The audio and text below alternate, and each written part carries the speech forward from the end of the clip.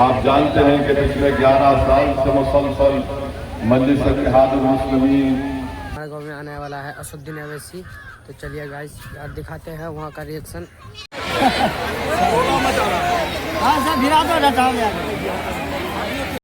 और मुझे यकीन है इंशाअल्लाह ताला आज जो आप इसका जायदाद का मालिक कोई इंसान नहीं हो सकता है।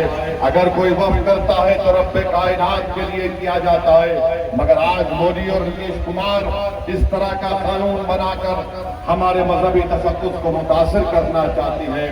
तो मैं अमूर की जनता से और खास तौर से किशनपुर की जनता से अपील करने आया हूँ कि 11 तारीख को जब आप वोट डालने बुजुर्ग और नौजवान जमा हुए हैं, मुझे यकीन है कि इंशाअल्लाह ताला आने वाली 11 नवंबर के दिन इतनी बड़ी तादाद में आपकी मौजूदगी इस बात का पैगाम देती है कि आप और हम मिलकर इंशाअल्लाह ताला नरेंद्र मोदी और नीतीश कुमार को, जिन्होंने हमारी मस्जिद और दरगाह और खानका को छीनने का काला कानून बनाया, आप और हम मिलकर उनको शिकस्त देंगे और दोबारा यहाँ से अमूर से आप अपने इत्तेहाद को कामयाब करते हुए पतंग छाप को कामयाब करेंगे।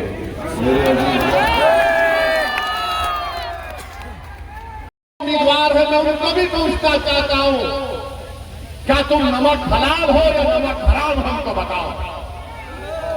आप क्या हो, आप नमक हलाल हो या नमक हराम है, बताओ। तो क्या ये बीजेपी का मंत्री नहीं कहा कि बिहार के मुसलमान नमक हराम है? कहा था, नहीं कहा था? तो फिर 11 तारीख को कौन दिखाएगा, क्या दिखाएगा? बताओ जेडीयू वालों, बीजेपी का मंत्री कह रहा है दिल्ली का कि मुसलमान नमक हराम होता है।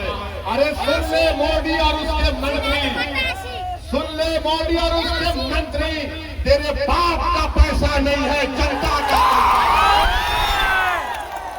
हमको बोलता है, अरे इस मुल्क को अंग्रेजों से आजाद किसने करवाया था? क्या आरएसएस ने करवाया था या मेरे पूर्वजों ने करवाया था? अरे हमको नमक हराम बोलने वाला, अरे अंग्रेजों की नाक में दम बिहार का मुसलमान था। आज तुम हमको नमक हराम बोल रहे। अरे बोलो जेडीयू वालों, बोलो, अगर तुम में जमीन जिंदा होगा तो तुम थूक कर मजलिस के प्लेटफॉर्म पर आ जाओगे, मगर तुम बोल नहीं सकोगे। तुम्हारे दिलो दिमाग पर तागूत का सर है, हमारे दिलो दिमाग पर रब्बे कायनात का सर। अल्लाह जब तक हमको जिंदा रखेगा, मैं तुम्हारे इंसाफ की लड़ाई लड़ता था और लड़ता रहूंगा। मैं यहाँ पर नेता बनने नहीं आया हूँ, मैं यहाँ पर इसलिए आया हूँ ताकि सीमांचल की जनता को इंसाफ हो, ताकि सीमांचल की जनता के नौजवानों के चेहरों पर मुस्कुराहट आए, ताकि यहाँ का नौजवान पलायन ना कर सके, ताकि यहाँ के बच्चों को स्कूल का इंतजाम हो सके, यहाँ पर हमारी बेटी और बेटियों के लिए डिग्री कॉलेज का इंतजाम हो सके। ये महानंदा का जो काम हो रहा है, याद रखिए, अगर अब्दुल ईमान नहीं होगा और ऐसे दलाल अगर होंगे तो आपके घर और आपके खेतों को खतरा पैदा हो जाएगा। इसलिए बहुत जरूर करेंगे तो यकीनन इंशाअल्लाह ताला ये कोई ताज्जुब की बात नहीं होगी कि सीमांचल का बेटा मुख्यमंत्री बनेगा। ये तेजस्वी यादव है, 14% है, 36% लोगों को टिकट देता। अब बताइए आप, जब ओवैसी ये कहता है तो बड़े परेशान हो जाते हैं, अरे तुम क्या कह रहे हो, ये कैसे होगा? अरे मेरे भाई, अल्लाह के लिए खाली कुन फयकून कहना है और सब चीज हो जाती है।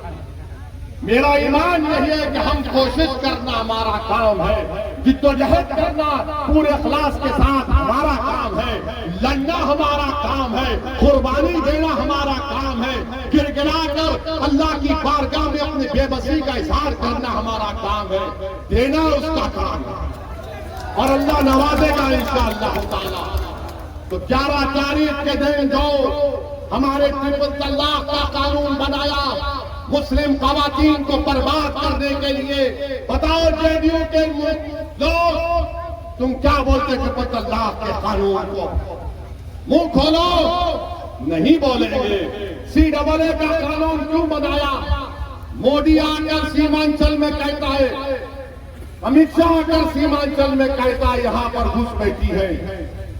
क्या किशनपुर में कोई घुसपैठी है? क्या अमूर में कोई घुसपैठी है? क्या कोई बांग्लादेशी है?